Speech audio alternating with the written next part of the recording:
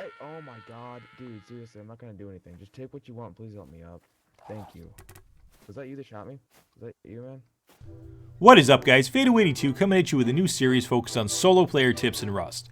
This first episode is going to start off a bit basic, but we want to make sure everyone's on the same page before we go ahead and get into some advanced topics down the road.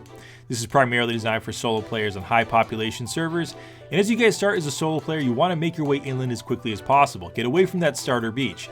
As you move inland, collect as much of that sweet hemp as possible. You're going to need that cloth to craft sleeping bags.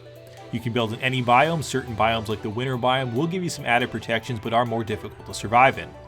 If you want to increase player interactions and skirmishes, go ahead and build by a rad zone. A rad town will also give you access to materials quicker, which you're going to be able to research and learn, which is really important after a BP wipe. Once you've found a location to build in, go ahead and craft a sleeping bag from that cloth that you've acquired and jam that sleeping bag into a thick bush close to where you intend to build. This sleeping bag serves as a respawn point, and if it's close to where you want to build, you'll always be able to find your way back to that location. A small stash is going to be vitally important as a solo player, and make sure you craft that as quickly as possible as well. This is a default blueprint. Once you guys craft this, go ahead and put it in a location that's going to be well hidden, but one that you can find your way back to as quickly as possible. Put it preferably close to the sleeping bag that you've put down, but not too close because players are savvy enough to search for those small stashes by sleeping bags. Once you've gone ahead and put down that small stash, you can go ahead and start acquiring materials, and you can store those materials in the small stash until you're ready to start building your base. You can build your base in a piecemeal fashion. The first thing you want to build is a 1x1 with a tool cupboard in it. You don't need to put a doorway on this. As a solo player, you're the only one who needs to have access to that tool cupboard, but make sure you authorize on it before you go ahead and wall it off. Once you guys go ahead and do this, you can then go ahead and start collecting other materials. Again, putting those materials in the small stash, and you can add on to this base in sort of an iterative process, piece by piece. And just keep in mind what you're looking at right now is not sort of an endgame solo player base, but this is a base to be built after the start of a fresh wipe cycle to survive as quickly and as efficiently as possible. It consists of a series of 1x1s. As we saw, the tool cupboards in the back 1x1, which is walled off there. And Boner in Sweatpants is demonstrating here for us a build that's going to go relatively quickly, and he's putting down separate 1x1s here which are connected. They each have a doorway on them, which is that airlock method. The airlock, guys, is something that's vitally important. So you want to go ahead and do that and make sure you don't have just one door going into your main loot room area, because if you do that, you're going to get rolled over pretty quick. Now, because that sleeping bag was placed in a bush next to the base, even if somebody gets through that first door, you can respawn to that sleeping bag and go ahead and lock a raider or a couple raiders in there, which early on in the game is going to be very difficult.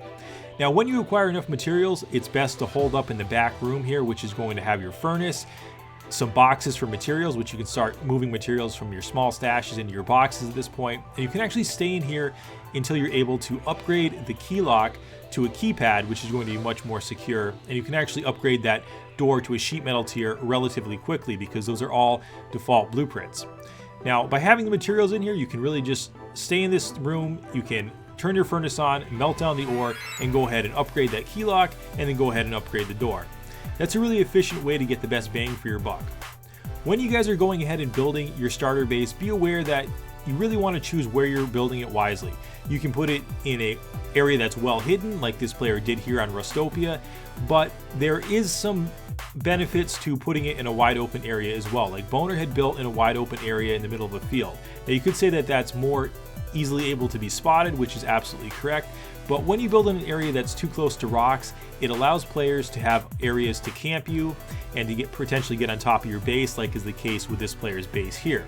So as we go ahead and take a look here, notice that those rocks would provide vantage points for players to get up over on top of the base, get down through the ceiling if they wanted to, not that they necessarily would, but it's not really a good practice. If you build in a field like this, it's more out in the open, but you can see what's going on, and it's harder for people to camp you.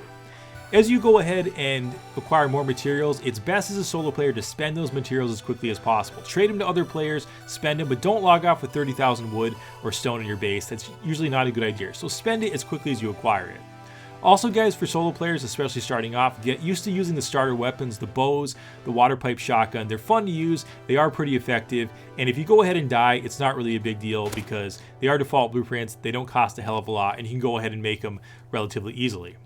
Alright guys, hope you enjoyed this first episode. Fadeaway82, peace.